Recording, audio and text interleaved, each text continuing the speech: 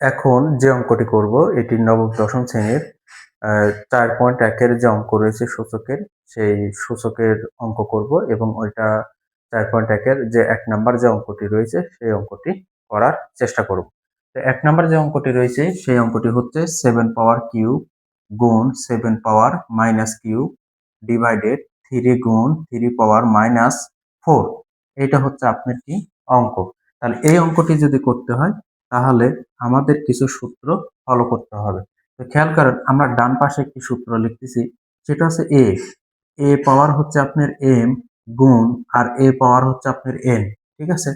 তো এই নিয়মে যদি কোনো অঙ্ক থাকে তাহলে এ তার জন্য আমাদেরকে একটা লিখতে হবে। ঠিক আছে? তো দেখেন 7 গুণ 7, এখানে এ গুণ এটাকে বলা হয় হচ্ছে ভিত্তি। তাহলে 7 7 এর জন্য আমাদেরকে একটা 7 লিখতে হবে।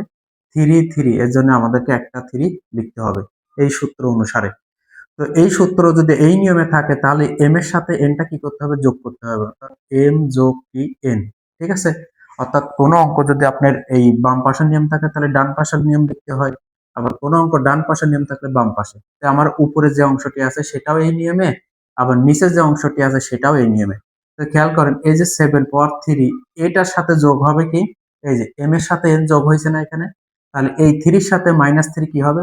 যোগ হবে। -3 কি হবে? যোগ হবে। তো আশা করি এই বিষয়টি বুঝতে পারছেন। এরপরে নিচে দেখেন, এই 3 এর মাথার উপরে কিছু নাই, কিন্তু এখানে 1 আছে। 3 এর মাথার উপরে কিছু নাই মানে বলতে কত আছে? 1। তাহলে এখানে কিছু নাই মানে 1, এই 1 এর সাথে -4 কি হবে? এখানে প্লাস হবে। তাই আমি এখানে দিলাম প্লাস, আর যেহেতু 4 এর আগে মাইনাস তাই আমি এটাকে ব্র্যাকেটে -4 এভাবে লিখতে পারি। তো এরপরে যে কাজটি করতে হবে সেটি হচ্ছে আপনার এই যে 7, এই 3, এই যে 3। এখন দেখেন, এই 3 এর আগে প্লাস, এই 3 এর আগে মাইনাস, তার মানে প্লাস মাইনাসে কত হয়?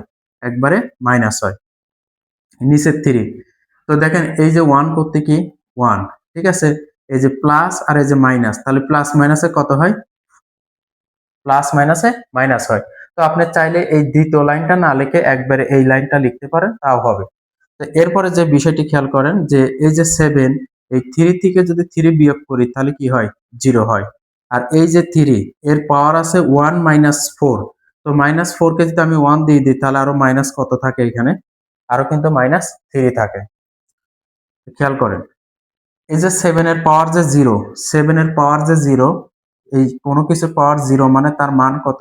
1। তাহলে এখানে আমরা আরেকটা সূত্র পেয়ে গেলাম। সেই সূত্রটা হচ্ছে a পাওয়ার 0। a পাওয়ার 0 মানে কত? 1। তো তাহলে এই যে 7 পাওয়ার 0, এই 7 পাওয়ার 0 মানেও কত? 1। আর এখানে আছে 3 পাওয়ার -3, এটাকে আমরা কিভাবে লিখতে পারি? এখানে আছে 3 পাওয়ার -3, তো এটি হচ্ছে আরেকটি সূত্র। এই সূত্রটি খেয়াল করেন, যে a পাওয়ার -n। ঠিক আছে? a পাওয়ার -n যদি কোনো অঙ্ক যদি এই নিয়মে তাহলে আগে আমরা যে কাজটি করব 1/a লিখব। 1 কি লিখব? a। আর মাইনাসের সাথে কি আছে এখানে? n। যদি n থাকে তাহলে এই এর পাওয়ার কি হবে? n হবে। তো আমাদের এখানে আছে এরকম, খেয়াল করেন, 3 পাওয়ার মাইনাস কত আছে? 3।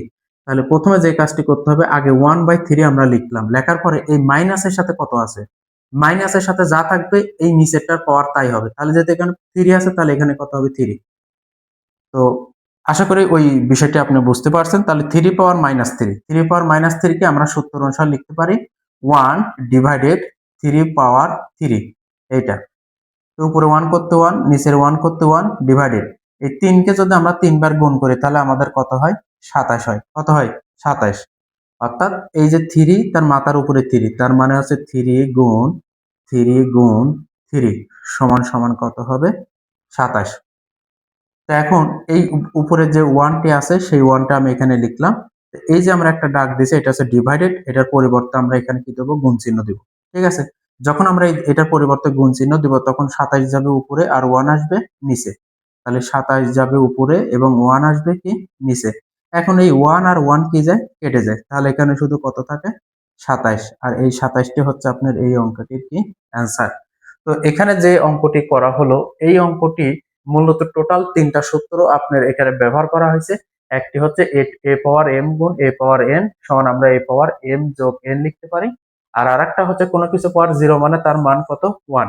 আর আরেকটি সূত্র আছে a পাওয়ার -n, একে লিখতে পারি 1 ডিভাইডেড a পাওয়ার n। তাহলে এই অঙ্কে টোটাল আপনার 3টা সূত্র এখানে ব্যবহার করা হয়েছে। আমার সূত্র এটা ব্যবহার করা হয়েছে। তারপরে এটা ব্যবহার করা হয়েছে আর হচ্ছে উপরের এই অংশটি ব্যবহার করা হয়েছে।